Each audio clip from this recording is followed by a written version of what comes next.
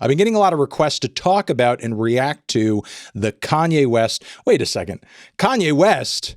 Is he not Ye anymore? We went through this whole thing where he had to be Ye and we had to call him Ye and it was Ye, but now it's Kanye West? Well, of course, I don't want to dead name him. I don't know which name is the dead one. Wikipedia still says Ye? Okay, well, I will say Ye, even though the page says otherwise. I've been getting a lot of questions and comments about the Bully Deluxe version of the Bully album. You guys probably saw my review of the record. I thought it was very average and very underwhelming and weirdly predictable by Ye standards.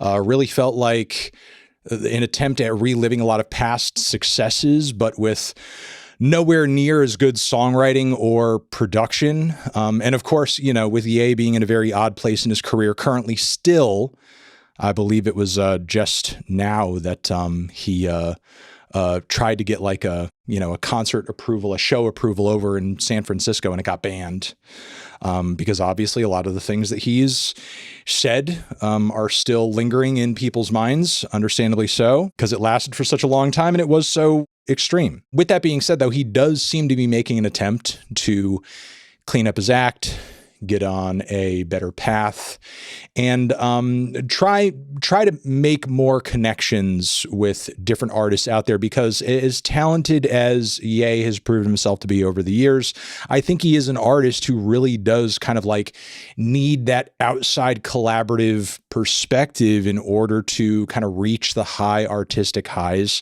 that he's been known to across his career. With this new deluxe edition of the album, please correct me if I'm wrong, but I was looking back and forth at the track lists, but all I could really sort of see in terms of a major difference here is that we now have Lauryn Hill on I Can't Wait. And then on the back end of the record, we have Okay with Don Toliver, and we have Mission Control with Tony Williams. Are there no other changes to the Bully album? Are those the only changes to the deluxe? Is that the only thing that makes the deluxe different? Are there any other major sort of differences with this deluxe that we need to note? Nine Vicious is way louder on Mama's Favorite. Okay. I don't remember feeling like his vocal mix needed to be changed anyway. If anything, like my least favorite feature is the CeeLo feature, and I thought the mix on that Bully track was kind of bunk. There's changes in the mix on most of the songs. I mean, that's good to hear, you know, that he's still kind of like fine-tuning the record a little bit. But honestly, as far as like the listening experience and the mix experience of this album, it was nowhere near as bad as like the first version of The Life of Pablo. Sure, I mean, you could always improve mixes and tweak certain things, absolutely. But I don't know if it like really was super duper necessary. If you want to, go for it. But really the mixing was not like the primary issue with the record to me, for whatever issues that it did have. He took off some AI vocals too, apparently. Well, thank God he did that. That's good. Yeah, All the Love is no longer AI, apparently. Okay, that's interesting.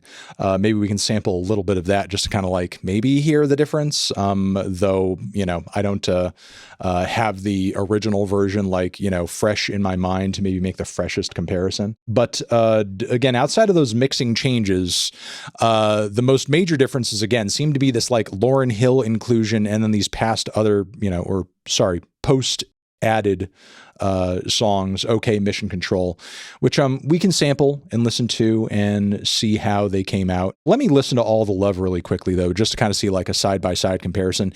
Maybe the lack of alleged AI vocals will kind of, you know, make the song appeal to me a little bit more. Yeah, putting AI in the initial drop was lame, of course. James Blake wanted his name taken off production credits for this one here. He did, but I mean, I'm sure he meant that more for like the original version of the song, not just like the deluxe version. I mean, I don't know if he made that change on the deluxe version, but I would hope he would also do it for the original version at his request, if Ye is being respectful of his wishes. Let's hear a little bit of this deluxe version of All the Love.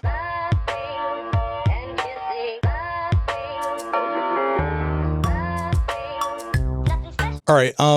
Sorry to just pause it right there, but I'm going to say, I mean, I've heard the song. I know how the song progresses and everything. I'll say from the presentation of the mix and Ye's vocals this time around, even Andre Troutman's vocals, like this does sound a lot better. It's not my favorite Ye song, and it does feel still derivative of an older era that, that original kind of era of this sound was definitely more interesting by comparison in terms of like the writing, but the sound is improved. Like I'm not going to deny that.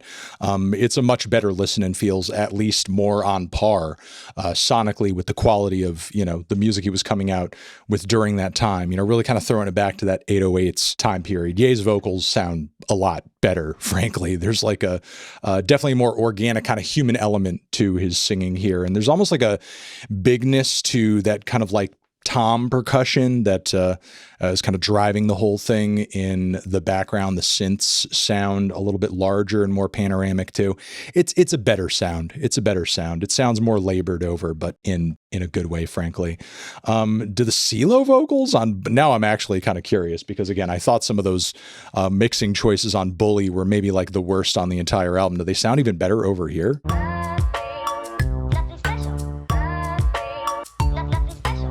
I'm still not crazy about that as a chorus, as a concept, but CeeLo's vocals sound way more blended into the instrumental. Like the reverb is kind of taking off like the weird edges from certain bits and kind of mixing it all together, bleeding it into itself a little bit more and giving it a grandiose feel. And that's obviously like a lot more pleasurable to listen to. The record sounds like less dry and stark and wet. And ultimately, I think that's a good thing. It sounds a little more larger than life. It's almost making me feel like the original version was maybe a little bit more demo-ish than maybe I kind of acknowledged when I originally heard it. But again, kind of my primary issue with the record, and, that's still kind of bearing out in a lot of the song lengths here, honestly, which, are still as they were on the original. A lot of the tracks are very short. A lot of them are very scant. I think with the lack of producers and collaborators that Kanye or Ye clearly had access to on this record, he's kind of left having to just cobble together what he can in terms of like ideas and song structure and so on and so forth. But at least what we do have here is sounding, better and again, more grandiose. I'll listen to I want to hear this, Lauryn Hill version of I Can't Wait. And we'll listen to the full thing, especially, Lauryn's part, obviously. And then we'll spin the two additional tracks.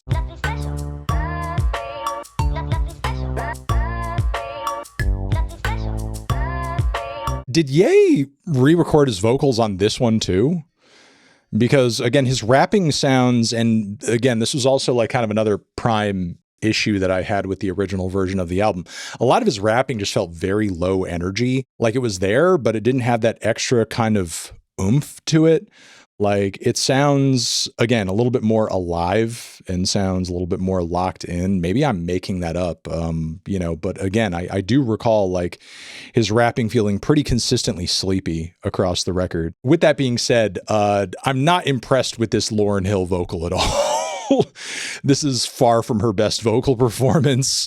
I will say that it's falling very far underneath the mark of what you would expect from like a Lauryn Hill vocal performance. But like her vocals sound like they were recorded in a closet. Like even Ye's vocals sound like, a little live and like there's kind of a sense of space around the vocal. Are we going to get a deluxe where Lauryn's vocal on this deluxe version of the album is changed and sounds better?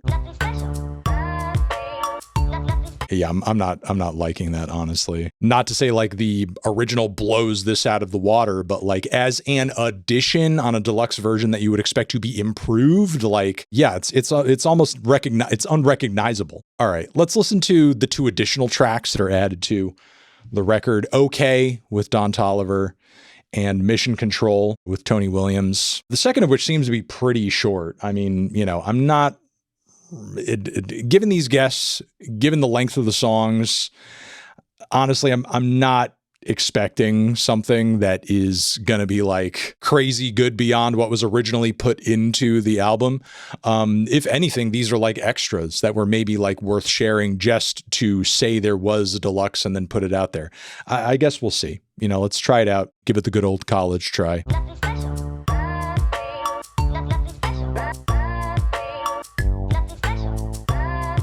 All right, I'm going to stop that there because I don't want to hear that Don Toliver falsetto again, because honestly, it's the worst part of the song. It just kind of feels like a bridge to nowhere. And good question there. Like, why release more unfinished stuff while you're fixing the old stuff? What is the strategy?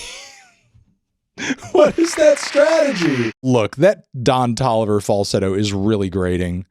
And that sort of, okay, like, you know, kind of refrain that it goes into immediately after is, I mean, maybe it would be serviceable if it happened for a very short period of time and then went into something better, but it lasts like for a good chunk of the intro and is annoying as heck. You know, the yay flow is fine. I like the kind of slow, dramatically building up, almost Yeezus era sort of progression to it, but it doesn't really reach an interesting peak by its finish. And, you know, unfortunately, I feel like we're starting to get back into territory where we are once again starting to deal with these like weird, not so true twists of reality in terms of how Ye perceives things from his vantage point, you know, kind of being like, oh, people are painting me evil and da da da da da. You painted yourself evil. Why say fuck Virgil after he passed? Feels like you still have a little bit of animosity there. I'm evil.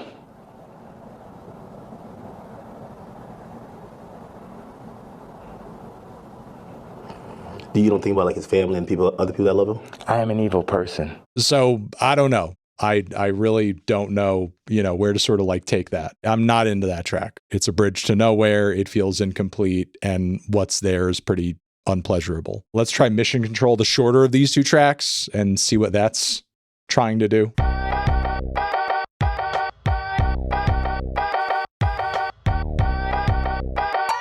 Okay. Kind of a very heavenly vocal arrangement there. I love the harmonies. I love the chord changes.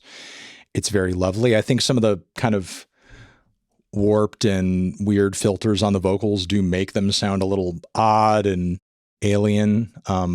Not you know, aesthetically to my liking per se, but like, again, still a very pretty arrangement. Feels like the sort of thing, if Ye were to work it into an era or a project, even like a Jesus is King or something, like it would probably lead into something bigger, grander, more ambitious.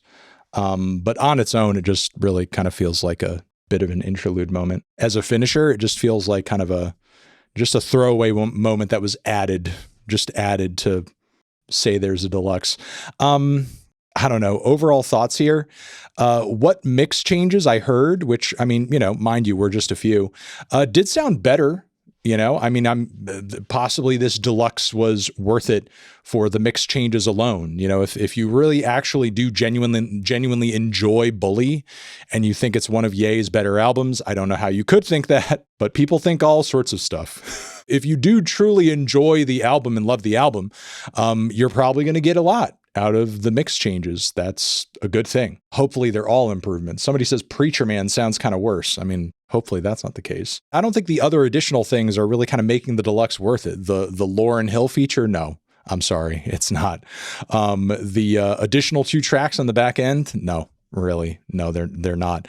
Honestly, the 2 additional tracks are 2 of the least notable in the track list now. You know, there's definitely more interesting moments on the record that happened prior. So, I mean, as far as the deluxe goes, this one's really not that interesting, and I don't think brings that much to the record overall, sadly. So there you go. Those are my thoughts.